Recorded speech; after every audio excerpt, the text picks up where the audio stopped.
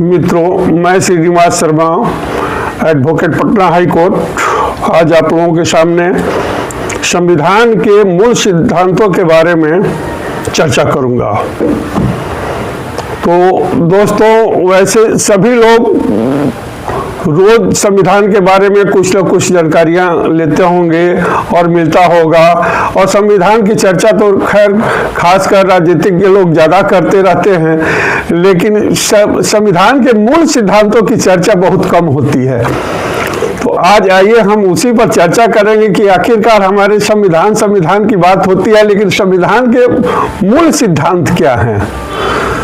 तो संविधान बनाने वालों ने हमारे संविधान में कुछ मूल संविधानों को पहले जोड़ा है, पहले लिया है। तो वे मूल सिद्धांत हैं हमारे। बता दें कि संविधान की सर्वोच्चता प्रथम सिद्धांत में है कि हमारा संविधान जो हो सबसे पहला हो, प्रमुख है, वो सर्वोच्च है। भारत में कोई भी कानून से ऊपर संविधान का कानून होता है, इसलिए भारत का संविधान ही सर्वोच्च है। अब दूसरा है लोकतांत्रिक और गणतांत्रिक शासन। भारत में, हमारे देश में लोकतांत्रिक और गणतांत्रिक शासन की भी स्थापना के बारे में संविधान ही बतलाता है, इसके मूल सिद्धांत में है। तीसरा धर्मनिरपेक्षता है। धर्मनिरपेक्षता आप सभी लोग रूबरू होते होंगे। धर्मनिरपेक्ष आखिर धर्मनिरपेक्ष है क्या, कि धर्मनिरपेक्ष का मतलब क्या होता है।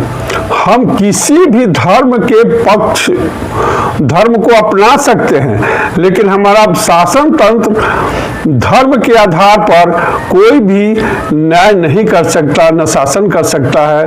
धर्म के अनुसार, धर्म से निरपेक्ष मतलब सभी धर्म अपना अपना मानेंगे, लेकिन भारत को हमारे यहाँ धर्म निरपेक्ष रहेगा, किसी का पक्ष नहीं लेगा। धर्म किसी भी धर्म का पक्ष नहीं लेगा। हमारा शासन प्रणाली, हमारी सरकार किसी का, हमारा संविधान किसी भी धर्म का पक्ष नहीं लेगा। इसे निरपेक्ष कहते हैं। तो दोस्तों, चौथा है सत्ता पृथक्करण। सत्ता पृथक्करण भी हमारा मूल सिद्धांत में लागू है। पांचवा संघीय ढांचा है।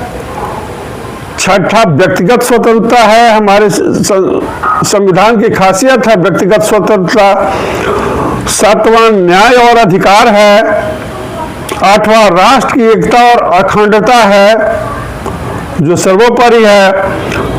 नौवां कल्याणकारी राज्य है। 10वां मूल संरचना सिद्धांत है।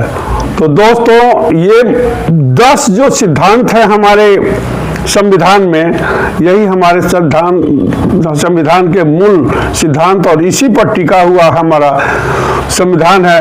यही धुरी है जिसके इर्द गिर्द पूरा संविधान घूमता है। तो भारत का संविधान एक गतिशील दस्तावेज है जो समय के साथ साथ बदलते रहता है। यह भारत की, लेकिन इसके मूल सिद्धांत में कोई परिवर्तन नहीं होता है, वो अपरिवर्तित रहता है। इसलिए दोस्तों, मान लीजिए कुछ भी हो, हमारा मूल सिद्धांत नहीं बदलता है संविधान का। भारत की राजनीतिक व्यवस्था के लिए ढांचा प्रदान भी करती है, लेकिन अपने स्वरूप को बनाए रखती है। सरकार के अंगों की शक्तियों और जिम्मेवारियों की परिभाषित करती है, लेकिन अपना ढांचा बनाए रखती है। नागरिकों के मौलिक अधिकारों की रक्षा करती है, लेकिन अपने मूल सिद्धांत से समझौता नहीं करती है भारत की संविधान। भारत में अभी 28 राज्य और 8 केंद्र शासित प्रदेश हैं। 25 हाई कोर्ट और 1 सुप्रीम कोर्ट है। दोस्तों, यह शासन प्रणाली का एक बड़ा ही अनोखा उदाहरण है हमारे देश में, जो विभिन्न धर्म के लोग रहते हुए भी हमारे संविधान को सर्वोच्च मानते हैं, सर्वोच्च नियम का सर्वोच्च दस्तावेज मानते हैं। अब आपको एक बता दें कि हमारे यहाँ संपत्ति का भी अधिकार मौलिक अधिकार में पहले था, लेकिन उसे बदल दिया गया है। वो क्या हो गया है, वो संपत्ति का कानूनी अधिकार संविधान में आया, जिसकी जो अनुच्छेद 300A में वर्णित किया गया है, जिससे संविधान के 44वें 44th अमेंडमेंट में संशोधन के बाद लाया गया है 1978 में। तो दोस्तों, संविधान के मूल ढांचा में परिवर्तन नहीं करके संविधान को अक्षुण्ण रखते हुए हमारे देश में बहुत सारे संविधान में संशोधन हुए हैं, और वो 106 से ज़्यादा संशोधन हैं। तो संविधान में अनुच्छेदों की संख्या तो बढ़ती गई है, लेकिन मूल सिद्धांत उतने ही के उतने ही हैं। अनुच्छेदों में ABCD क ख ग घ करके बहुत सारे अमेंडमेंट जोड़े गए हैं, लेकिन मूल सिद्धांत हमारा वही का वही है।